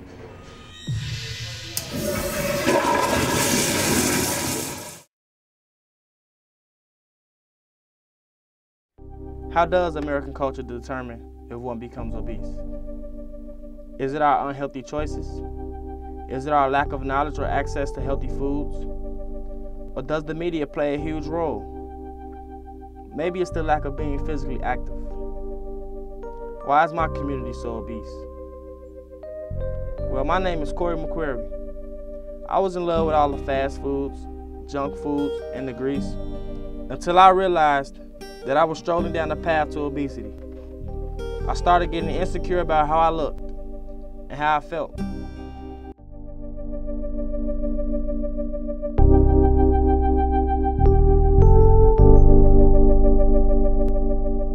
Struggle. Unhealthy decisions. Fat. A lot of food, People big, man. Epidemic in the United States.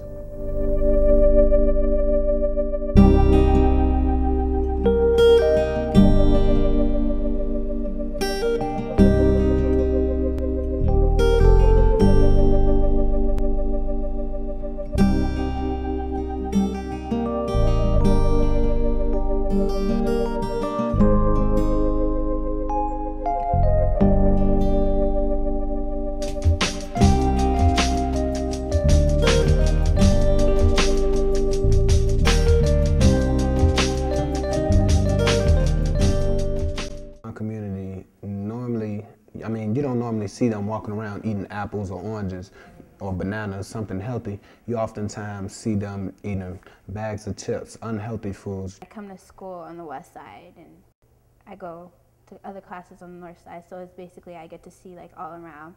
And from what I've been seeing is that everybody's having the issue, and like when I come here, it's not even 8 o'clock and I see kids eating hot chips.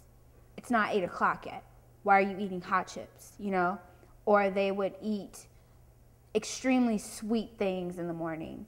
And it's like, why are you eating this? This is not healthy. It's not a balanced meal. I mean, if you walk down the street and just sort of observe things, I would say quite a few people are overweight, are obese, as we say.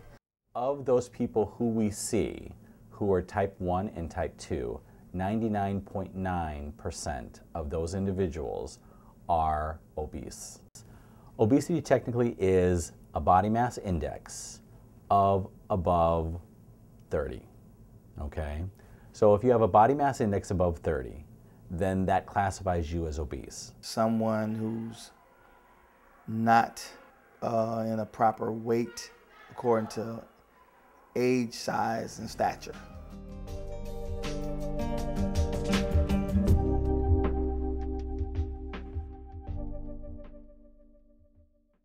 My grandmother, she struggled with it, and my aunt, she's currently struggling with it.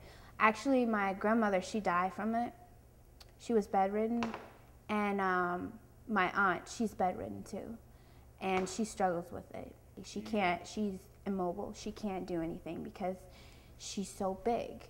Many people who have a chronic disease like obesity or diabetes suffer from depression. 1 of every 2 people who has diabetes will have a heart attack at some point in their lives. But the main ones that affect this community are hypertension and diabetes. And so there's so many things. Once you have a chronic disease, which is what those things are, in essence, you have it for the rest of your life. So the results of that disease are all different things. You're taking medication, you're monitoring your blood sugar. People who are 300, 400 pounds, you know, you've seen them on TV. They may not be able to get out of bed. So anytime you put an increased stress on any body part, that body part is eventually going to give out, okay? The heart is something that you'd rather not have get out on you. My dad, we actually have the gene for obesity, so he keeps us away from that type of food for that very reason, and just to keep us healthy and energy filled and not sick. I'm motivated by my physical appearance, I guess. I play baseball and it consists of a lot of running. I oftentimes work out by myself when I'm at home. You can lift weights at home by yourself. You could basically do anything that deals with exercise and movement. I work with a gentleman. He was plus 364 pounds.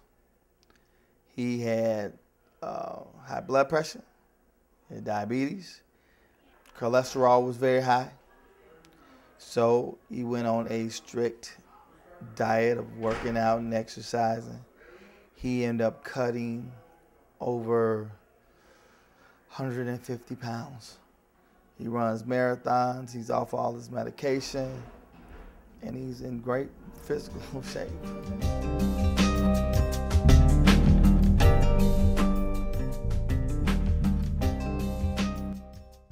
We get people more active, the community is going to be safer, it's going to be healthier.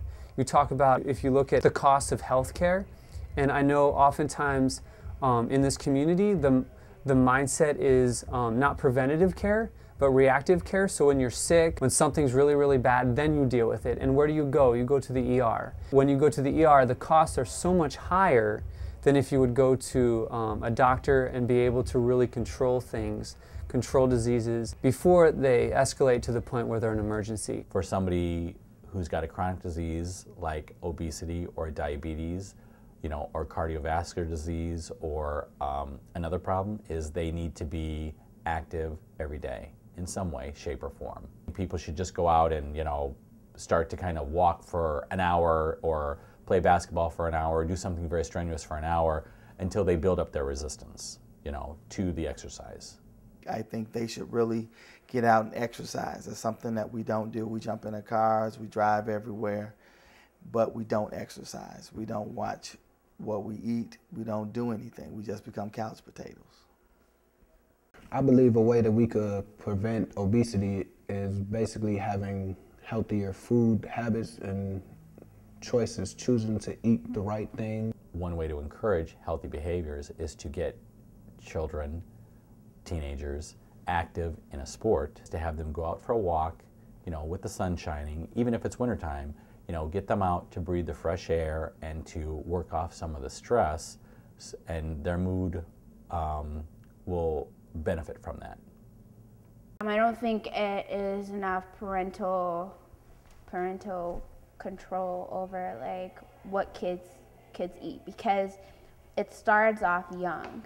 If you let your kids make unhealthy decisions when they're young, they're going to grow up and they're going to think that that's okay. Another way would be to get more involved into physical activities like running around the park in the morning or jogging, walking around the neighborhood, just little small things that can help. You can even pick up a sport, play baseball, basketball, football. One prevention of obesity is to move more and eat less.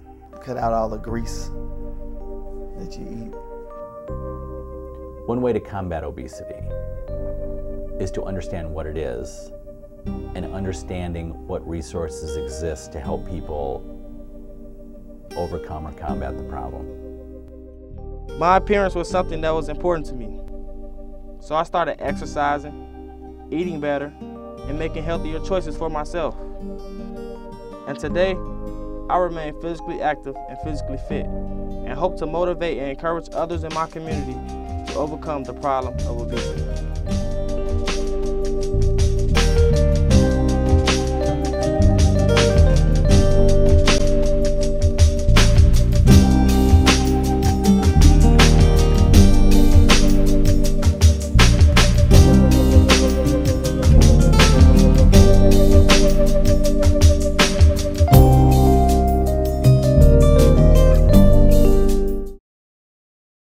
I didn't know it can happen so soon. I didn't think it would happen to me. Now what will I do? I know I am not ready for this. I love this baby, but I think I should wait. Prevent teen pregnancy. Protect yourself.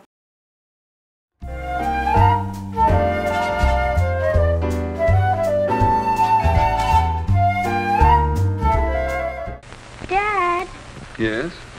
where do babies come from anyhow? Why, mothers bring them into the world. But why do mothers bring them? Johnny, by the grace of heaven, mothers are the only ones who know how to bring babies into the world. How did we all learn about sex?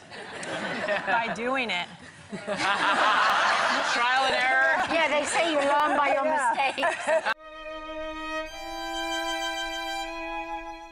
My sexual health education was not very good, and I don't mean to like put Carrie on the spot, but like there was no standard in Chicago, just like there is no standard in Illinois, and there's no standard across the nation. Students in my class see a vaginal birth, they see a cesarean birth, they watch people talk about how it's affected their life once they become a teen parent.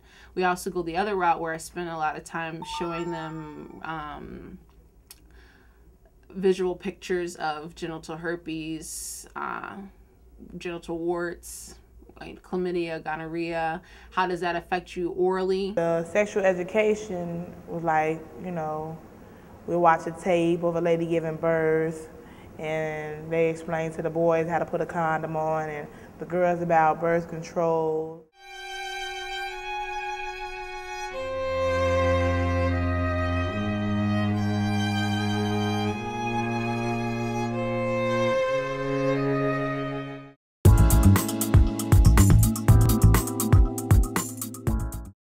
Sexual education in the high school that I attended was very somewhat straightforward, but not enough straightforward because there were a lot of, you know, students having sex. I wasn't really thinking about having sex, so I wasn't taking that serious. But they did talk about it, but they didn't go deep into it for the ones that were having sex at the time. It depends on the genuality of the teacher. If a teacher just comes in and they're saying, you know, don't have sex, don't do this, don't do that, and they're not engaging the conversation on why you shouldn't do it, then it's probably not going to be as proactive as possible. We played. We was very goofy, and I don't think it reached a lot of kids. I know it didn't reach a lot of kids. So they really don't even give you a choice. They like say, this is what you should do, this is what you have to do if this happened. Just wasn't even effective at all. Because kids still, at the end of the day, was gonna do what they wanna do, and some of them didn't even make the right decisions. It's their choice, it's their own personal choice. Sex education don't play no part in anybody's sex life, like why they start having sex. It's just stuff I'm finding out that I could have learned through sex education, but I didn't.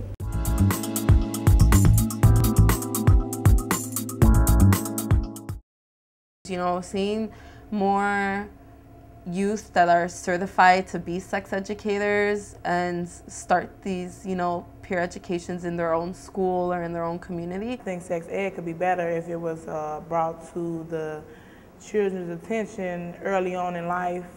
I think that the teachers should go more in depth with the conversations in sex ed, and they should have better materials and more funding, maybe more funding for the materials. It was another way that they could have reached the children in their community and to aware them of what's to come behind having unprotected sex. Try giving individual support to one another, and just getting on their side, just seeing how they day went. It can all be better.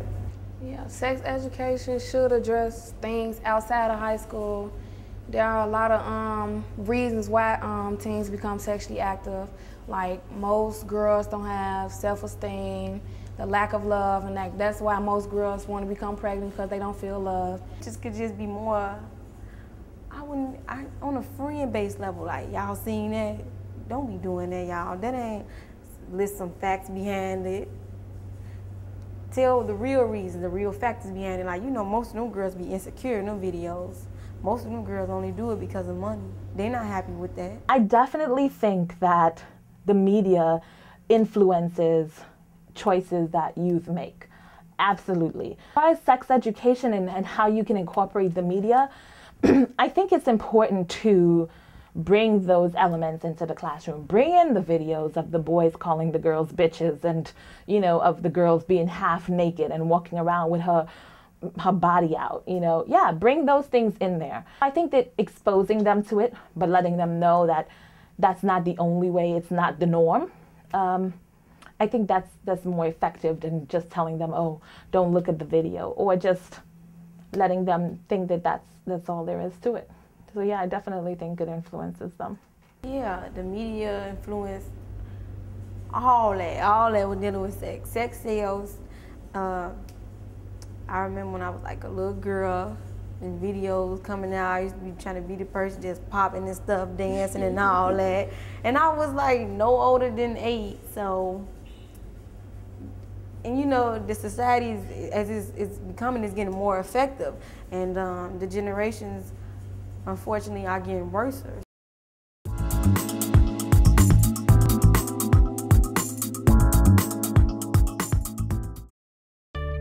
We need to see changes in our sex education classes. More discussion about the real factors behind what influences teen sexual choices, such as peers and family support. More individual support with education addressing the emotional aspects of teen sexual decision making. Discussion about understanding the media and how to resist the negative messages about sexuality and body image. Learning about these things and respecting young people's individual choices, I think, is the most effective.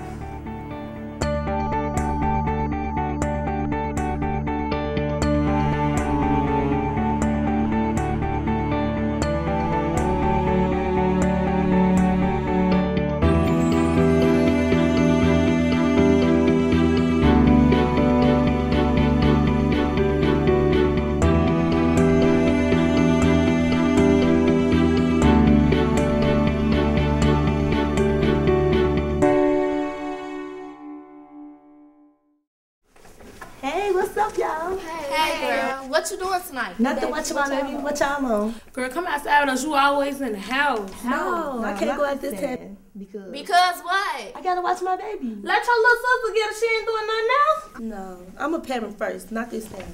Hey, you're lost. Me as a teen mom have been pressured by a lot of my friends to go out and have fun besides taking care of my child. But it's up to me to make the decision that being a parent comes first. It's parenting over partying. What was this food, man? I ain't seen that kind before. You niggas sweet, man. Huh? You niggas sweet? Fuck this, man. What way, man?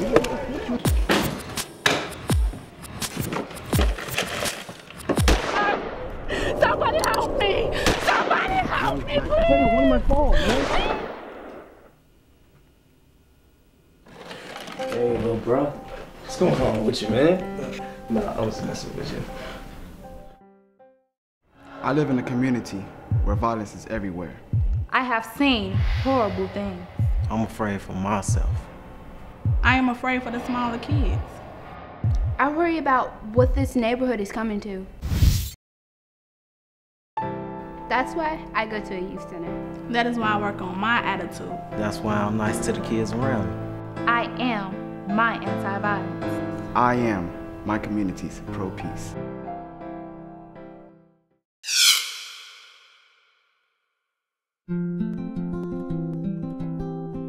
I don't want to be a failure. I want to be a lawyer. I don't want to be a failure. I want to be a pilot. I don't want to be a failure. I want to be a college professor. I don't want to be a failure. I want to be a computer programmer. We don't want to be a failure. We want to stay in school.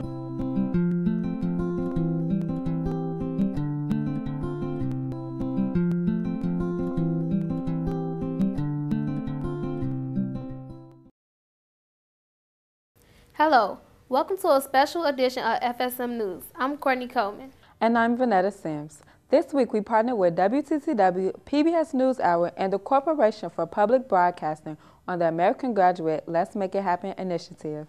In this special report, we'll discuss the nationwide dropout crisis and how Chicago high schools are affected. Many local students get off track year after year, but the teens in our newscast today hope to inspire others to stay focused. We recently profiled a young man who left school for an entire year. Here's his story. Michael didn't see the rocky road ahead when he dropped out of school. Do like crazy stuff, like just smoke and just hang out and do crazy stuff. But after a year, he realized no education and no job meant one thing: no future. I left school for a while and like I couldn't find a job and like I didn't know what to do with my life, so I just went back to school. Going back was good for him, as well as society. High school dropouts cost the U.S. more than $300 billion a year in lost wages and productivity. No, when I look back now, I think leaving school was a stupid idea. His principal, Mr. Carter, says students need more support from teachers. Also, we need to make students feel that they can succeed. And we also need to be positive in our support of the students. And we need to extend ourselves in going about developing all the different strategies and ways that we can to help to make this a successful experience for the students. Michael thinks parental support is also key in the decisions that teens make. That they shouldn't push their kids so much to the point where they just going to give up. But he does admit that despite his parents' support, it wasn't enough to beat the peer pressure that got the best of him. All the tensions and like everyone just keep pressuring you and then you just didn't want to do it anymore. But Michael hopes his downward spiral inspires another student to stay focused. And try to encourage them, like explain to them why school is good and they should go to school and make something of themselves. If Michael's advice is true, any student who wants to give up should ask himself, where do I want to be in the next 5 or 10 years? Michael's answer lies within his decision to finish school.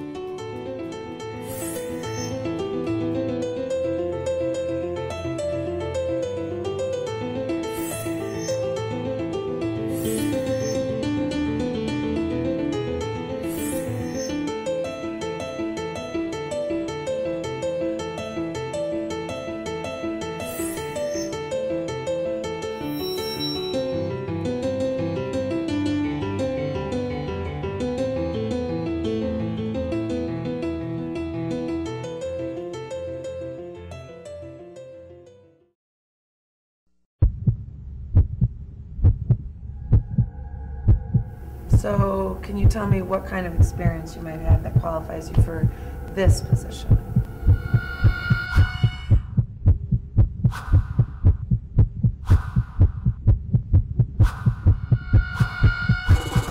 Yes, I can.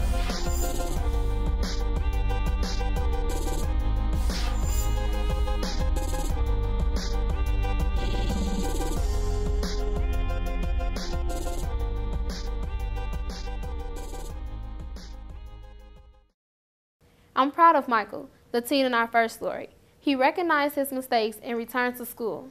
I agree. Education is vital for teens to have a successful future.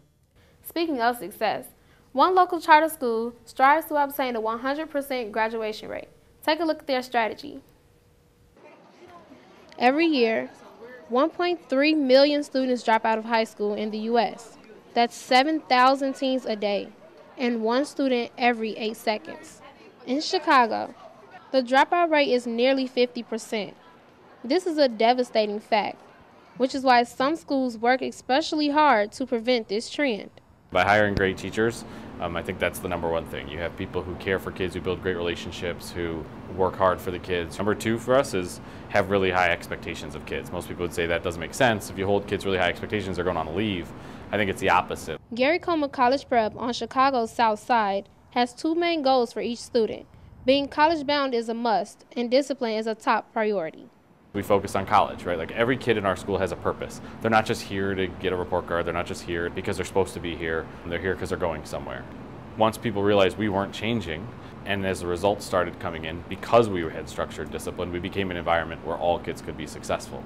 But this strategy was too intense for some students. They didn't like the 8 to 4 o'clock school day, paying for detention, tucking in their shirts, or the double periods of reading and math. So they left. Because it was strict and the work was like really, really hard. So I just felt like if I go to another school, it's gonna be way easier. Gary Comer has a lot of rules, and I just couldn't comply to them every day. They transferred to a school with much less structure, but ironically, a lack of rules led the same students to return to Gary Comer. When I got my grades back from my other school, they was horrible. When, at least here, when I knew that I was working, I was making a stride and I was growing. I hate losing kids. That's probably the thing I lose more sleep over at night is the kids who we haven't been able to serve because something we did wasn't good enough for them. And when they return, I think it's validation and it's kind of affirmation to us as teachers and me as a principal and the kids who are here that what we're doing here is something special. They quickly realized the purpose behind every strict policy and how it helps students maintain their focus.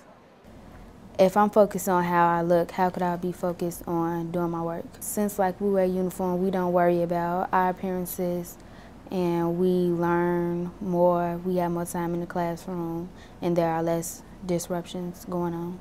The students we met already knew the importance of an education, but after leaving Gary Comer, they now understand the sacrifices needed to receive a quality education. I don't regret returning because I know that here at Gary Comer, I will have a brighter future.